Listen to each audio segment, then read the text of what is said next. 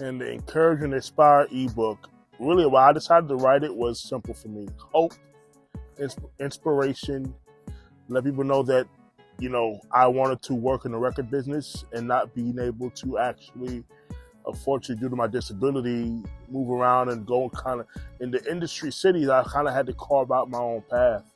I just want to kind of share that journey with people.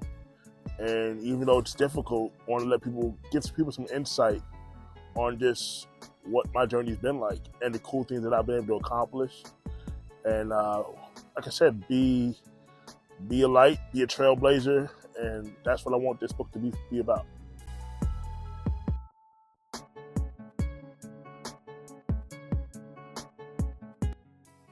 Man, diversity, equity, and inclusion. The reason why it's simple is just not a lot of us that want to be in this business. I really can't think of an executive who's well known for having a disability that people know their name first and foremost, to be like, hey, I can be that person. That person has a similar story to me. Our journeys may not always be the same, but there's some familiarity there, and there just isn't that much of that going on. So people like me, we kind of have to just create our opportunity, which is what I wanted to do, and I've had to do, because I can't live in the industry cities which are, LA, Atlanta, Miami, New York, and Nashville, all for different regions. We're not going to get into that, but that's just why there's a lack of diversity, equity, and inclusion, in my opinion. So.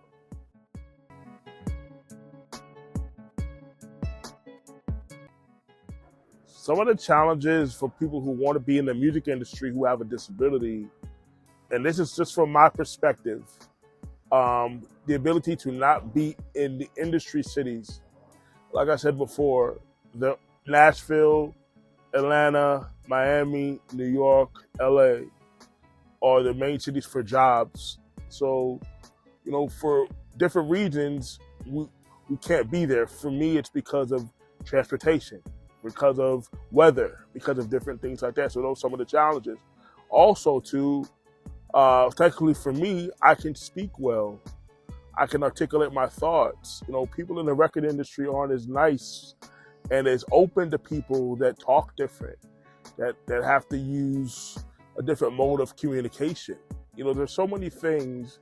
We'd be here for hours to go super deep into it, but just it's a lack of kind of ignorance and unknowns that create challenges for major record labels, let's say, to create departments for people with special needs who want to be in the executive areas within the industry, on the business side of industry professionals.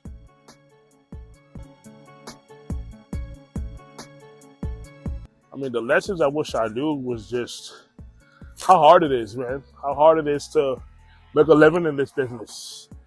And that no two people's career paths are ever the same. That goes for me and what I've had to do. I've had nobody's, model to model from because of my situation.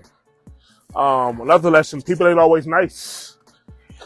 People are not always nice, and you just have to know how to deal with that. That's part of the main two lessons I learned.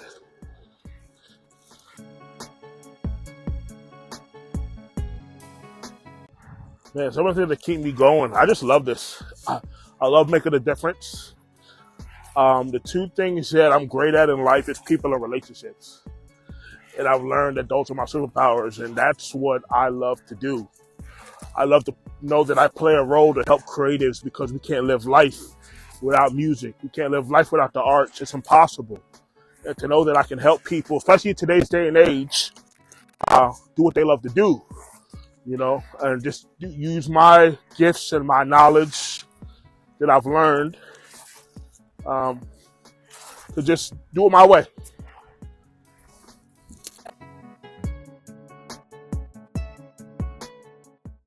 Man, I am happy, man. I'm very happy.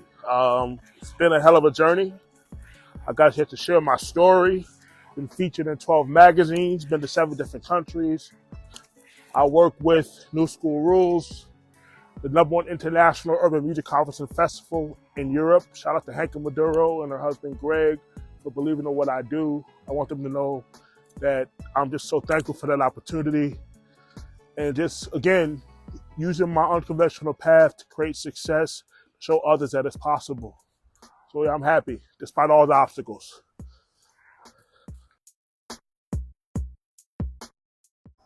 And Full Sail University, what a great place. What a great journey. Um, I went to Full Sail at a time where I was kind of at a crossroads in what I was doing in my journey. And so to go to Full Sail to kind of do a restart for me was special.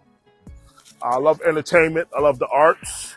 And so it just made sense for me to be able to go to Full Sail and achieve that, go through that journey. I was the advanced achiever of my class, the valedictorian of my class.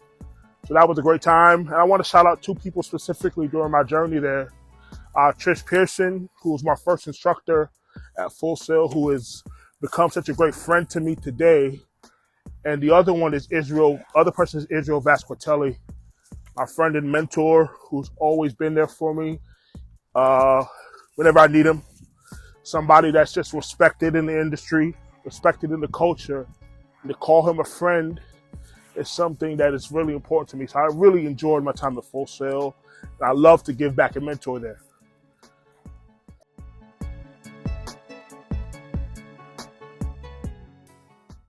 Man, LaShawn Jones, TS, Tall Sean. Man, that is my brother, my mentor, my friend, a guy that saw me at 19 years old with a fresh desire to be in the music industry. And he taught me in those early years of how to be in the record business, because I didn't know how to be in the record business. And he took me under his wing and just taught me the game. And he just means so much to me. I know that what I do matters to him, because he always tells me all the time, even though we don't talk every day, he's always watching me. I chose him to write the forward because it's only right. He brought me into the game. He brought me into this. So I want people to know that's why I'm here.